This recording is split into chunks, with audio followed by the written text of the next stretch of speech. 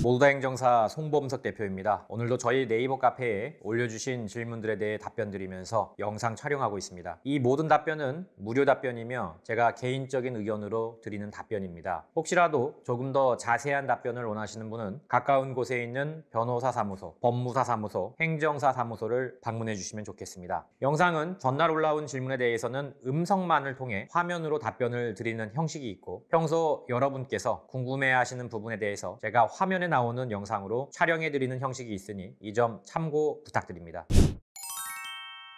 네, 7월 19일 월요일입니다. 제가 저번 주 출장으로 답변을 많이 못 드렸습니다. 최대한 답변 드리도록 노력을 하겠습니다. 13일과 14일에 올라온 글들 오늘 답변 드리고, 내일은 특별한 일이 없으면 15, 16, 그 다음에 17, 18 이렇게 이틀 분량을 좀 빠르게 빼도록 하겠습니다. 질문 주셔서 감사드리고 최대한 자세하게 답변 드리도록 할게요. 자, 죄송하고 잘못했어요님, 제가 그렇게 화내고 욕했던, 이분은 이제 질문이 있다기보다는 상당히 이제 누구든지 음주운전 가해자가 될 수 있다라는 취지에서 제가 소개를 하고자 합니다. 보통 이제 음주운전은 나는 안 할 거다라는 얘기들을 많이 하시는데, 맞아요. 조심하시면 안 할 수도 있어요. 조심하시면은 뭐 평생 음주운전에 적발되지 않겠죠. 근데 이게 상황이라는 게, 내가 조금만 부주의를 하게 되면은 범하게 되는 게 음주운전이에요.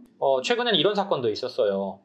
택시기사 분이었는데 세차장에서 이렇게 운전을 하고 잠깐 움직이셨는데, 세차 요금 때문에 그 세차 관계자와 실랑이가 있었던 거죠. 원래는 사모님이 운전을 하셨고 택시기사분은 좀 음주를 한 상태였어요. 음주를 하지 않는 사모님이 이제 운전을 하신 거죠. 운전하다가 이제 문제가 생기니까 홧김에 택시기사분께서 이성적인 판단을 못하고 한 5m 움직였어요. 그 세차장에서. 그러다가 또 그 세차장 관계자가 신고를 해가지고, 그래서 이제 적발된 경우가 최근에 있었습니다. 상담이 왔는데, 참 이런 것들을 보면서 택시기사분인데 음주운전을 얼마나 교육을 많이 받으셨겠어요. 그죠? 자기 직업과도 그 연관이 있는 거고 안전 직결하잖아요. 그럼에도 불구하고 잠깐 사이에 그 5m 움직였던 게 음주운전 적발된 거죠. 그러니까 이 음주운전이라는 게 순간적으로 이성을 잃어버리면 금방 하게 돼요. 그래서 음주운전 애비 살인자다, 물론 이제 틀린 말은 아니에요. 그러나 그렇게만 볼 게 아니고 좀 억울하게 적발된 경우에 한해서는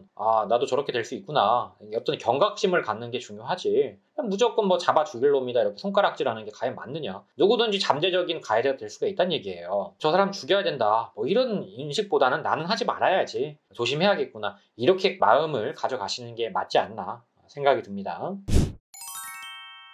묘종종님, 상해폭행 합의금. 자, 음주운전은 아닌 것 같은데요. 일단 뭐 질문 주셨으니까 답변 드릴게요. 손해사정과 관련된 거니까. 인도로 걸어가는 중 뒤에서 누군가 유리병을 던져 전치 2주. 왜 그랬을까요? 그게 묻지마 폭행인가요? 제가 아는 어떤 분은 걸어가고 있는데 3층 정도의 높이에서 유리병이 떨어졌어요. 큰일 날 뻔했죠. 술 취한 사람이 떨어뜨렸다고 해요. 살짝 스쳐서 다행히 뭐 크게 다치진 않았는데 참 아찔하더라고요. 이런 건 절대 일어나면 안 되겠죠. 어쨌든 CCTV로 인상착의를 기록해서 범인이 검거되면 처벌과 합의금. 일단 처벌 같은 경우에는 이거는 특수상해에 해당될 가능성이 높습니다. 던졌잖아요, 고의적으로. 그죠? 던져갖고 2주 진단, 특수상해죠. 유리병이라는 건 위험한 물건에 해당이 되고. 처벌 같은 경우에 상당히 크게 나올 수도 있어요. 합의가 안 되면은 뭐 이제 구공판까지 갈 수도 있고요. 합의금 같은 경우에는 뭐 상대방의 경제적 능력이라든지 이런 게 다르기 때문에 정확히 얼마다라고 얘기하기는 어려워요. 통상적으로 이 정도 급이면은 뭐 적어도 한 300에서 500 정도는 받아야 하지 않을까, 형사합의금을.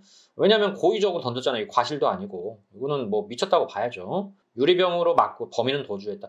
어떤 사람인지, 공범죄로 처벌이 가능한지, 같이 있던 2명도. 이제 방조나 이런 거 가능하겠죠. 종범이라고 하죠. 종범에 따라서 처벌이 가능할 수도 있습니다. 이상한 사람들이네요. 참, 이 사람들은 꼭 잡혔으면 좋겠어요. 이거 유리병이라는 게 얼마나 위험한데 이걸 던지면 안 되죠. 자, 음주 투아웃 대물사고 207님, 2017년에 0.145로 한번 적발된 적이 있고요. 2021년 5월 달에 0.194가 나왔습니다. 대물도 있고요. 아마도 이거는 이제 구공판에는 무조건 가겠죠. 근데 뭐 구속될 가능성은 사람이 다치지 않았기 때문에 높지 않을 것 같습니다. 집행유예 가능성이 거의 95%라고 보고요. 실형 가능성은 뭐 5% 정도, 벌금은 안 나올 것 같고요. 이제 상황이 된다면 변호사 선임을 하시는 게 좋고, 그러나 이제 내가 경제적 능력이 좀 어렵다라고 한다면은 굳이 무리를 해서까지 할 필요는 없겠지만 가급적이면 하시면 좋겠다. 약한 권고 정도로 생각하시면 되겠습니다. 기성님 교육 질문 드립니다. 0.043 2년 취소. 교육은 이제 2회차, 1회차, 이렇게 3회차가 있어요. 근데 이게 이제 적발된 것이 좀 달라요. 면허 취소하고. 5년 텀으로 돼 있거든요. 그러니까 5년 안에 몇 번 적발됐냐로 이제 1회, 2회, 3회를 나눕니다. 거기에 따라 교육을 받으시면 되고, 교육은 면허를 따기 위한 전제 조건이에요. 그러니까 교육을 언제 받으라는 건 없어요. 다만, 면허를 따려면 교육을 받아야 하기 때문에 결국엔 교육을 받긴 받겠죠. 그러나 면허를 따기 전까지만 받으시면 됩니다. 오키움, 무면허 뺑소니 벌금 얼마나 나올까요? 자, 쭉 읽어봤는데 일단 무면허의 뺑소니이기 때문에 이거는 뭐 벌금은 안 나오겠죠? 구공판은 갈 것 같고요. 집행유예 이상은 나올 것 같습니다. 상대방이 얼마나 다쳤냐에 따라 좀 다를 것 같긴 하고, 이건 좀 처벌이 세요. 그래서 벌금형으로 그냥 마무리될 사안은 아닌 것 같습니다. KC홍8784님 29살 사회초년생, 회식과 지인 술자리를 마치고 집에 가려는 도중에 블랙아웃된 상태로 운전대 잡았습니다. 주차되어 있는 차량 3대를 충격했고 다친 사람 3명 피해가 있습니다. 도망까지 갔네요.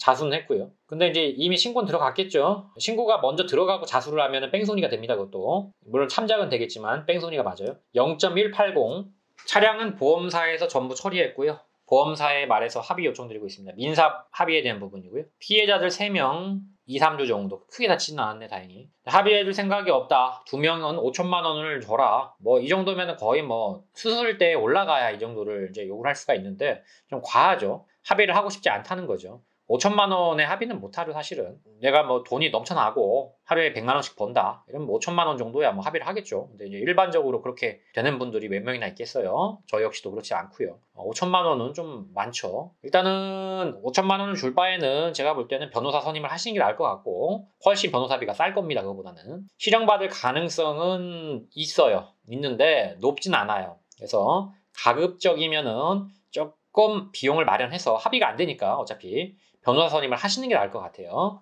합의보다는 변호사 선임을 하시는 게 낫겠다. 왜? 합의를 하면 좋겠지만 합의금이 5천만 원인데 어떻게 합니까?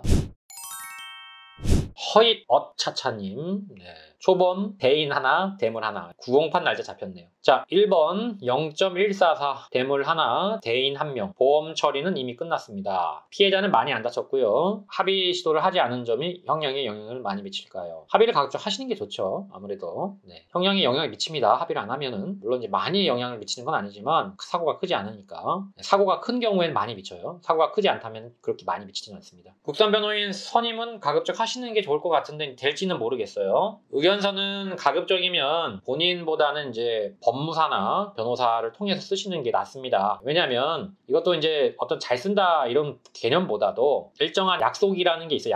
약속이라고 하는 거는 이제 법률을 배운 사람들끼리 어떤 체계에 따라 쓰는 거거든요. 근데 그거를 법률을 배우지 않으신 분들은 모르잖아요. 그 체계를. 조금 돈이 들더라도 100만 원 정도 들거든요. 많이 들면은 100만 원 정도 주고 법무사든 변호사든 해가지고 의견서 써서 내시는 게 낫다. 100만 원 정도는 투자를 해야죠. 이진 공판 결과 벌금 1,000만 원. 훈이님, 지난주에 선고받았습니다. 집유 생각하고 있었는데 벌금 1,000만 원 선고하시더라고요. 자, 어떤 분들은 이제 집행유예를 더 원하시는 분도 있죠. 벌금을 낼 돈이 없어서 반대인 경우고. 이제 어쨌든 좋게 생각하시는 것 같고, 생활이 넉넉지 않아 부담이 됩니다. 분할 납부도 안 될 것 같고, 항소하게 되면 조금이라도 감경받을 수 있을까요? 근데 이제 1,000만 원이 이진의 최소이기 때문에 이거 항소를 안 하시는 게 좋을 것 같습니다. 물론 이제 항소를 하게 되면은 선고 때보다 형이 높아지지는 않아요. 그건 맞는데, 그러나 이제 그렇다 해도 이거는 어쨌든 1,000만 원이면은 더 낮아지지는 않을 것 같아요. 1,000만 원으로 그냥 마무리 하시는 게 낫지 않을까 싶네요.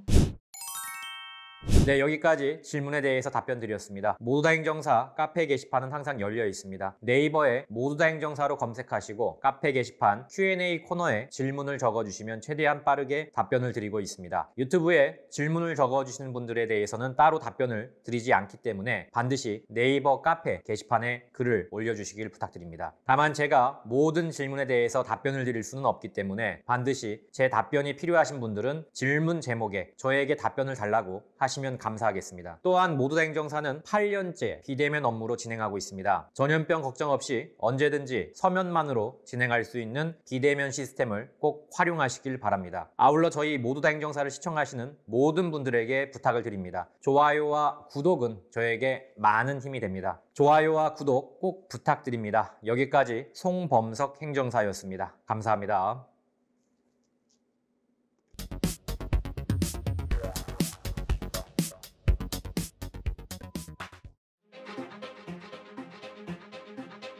모두 다 감옥 보낼 수는 없는 거 아닙니까? 이 중에서 경중을 따져서 억울하거나 또는 경미하신 분들은 한 번 더 기회를 줘야 되지 않을까요?